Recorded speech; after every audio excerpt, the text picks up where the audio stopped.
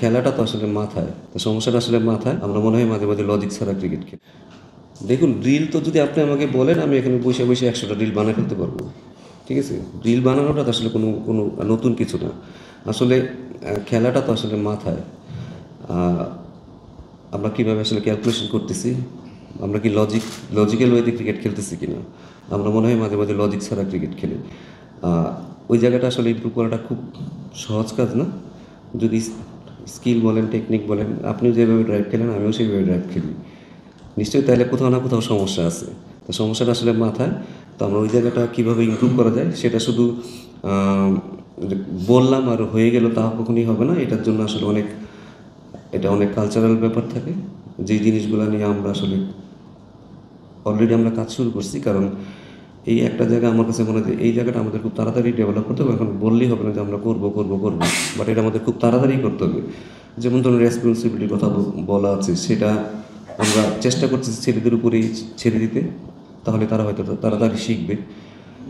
একজন আরেকজনকে কোচিং করানো, সেটাও একটা নতুন স্ট্র্যাটেজি আমরা হয়তো নিয়েছি, যেটা থেকে তারা নিজেরা ক্রিকেটটা নিয়ে একটু চিন্তা ভাবনা করবে। সো এরকমভাবে চেষ্টা করতেছি যে আমাদের কালচারটা যেন একটু চেঞ্জ হয়, যেখান থেকে ছেলেরা নিজেরাই শিখবে এবং নিজেরাই দায়িত্ববান হবে এবং নিজেরাই নিজেদের প্রবলেমটা সলভ করতে পারবে। আমরা তখন হয়তো আমরা তাড়াতাড়ি ক্রিকেটটা অনেক আগে নিতে পারবো। হিস্ট্রি নিয়ে আমি খুব একটা ভাবি না। হিস্ট্রিতে অনেকে অনেক অনেক ভালো করছে, অনেক খারাপ করছে। আমাদের কারেন্টলি আমাদের আসলে টিমটা কী চাচ্ছে সেটা আমাদের দেখার বিষয়। আমাদের স্ট্র্যাটেজিক্যালি আমরা যতটুকু বুঝি যে আমাদের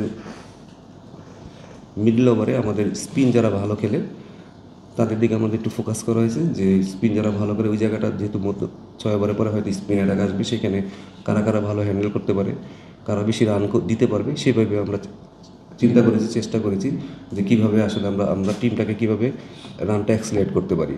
তো এটা ডিপেন্ড করে আসলে টিমের স্ট্র্যাটেজির উপর। যখন একটা ক্যাপ্টেনকে আর যখন আমি দায়িত্ব দেবো, তাকে কিন্তু আপনাকে সব কিছুই দিয়ে দিতে হবে, তার পুরো ফ্রিডমটাকে দিয়ে দিতে হবে, কারণ সেই টিমটা চালাবে, তখন সে কিন্তু অনেক রেসপন্সিবল হবে। বাট অনেক কিছুই আছে যেটা আসলে ও নিজে চাইলেও করতে পারে না। তো এই সব দিক দিকে আসলে আপনি যদি বিচার করেন, তার কিন্তু আসলে অনেক কিছুই বাধা ধরার মধ্যেই থাকে।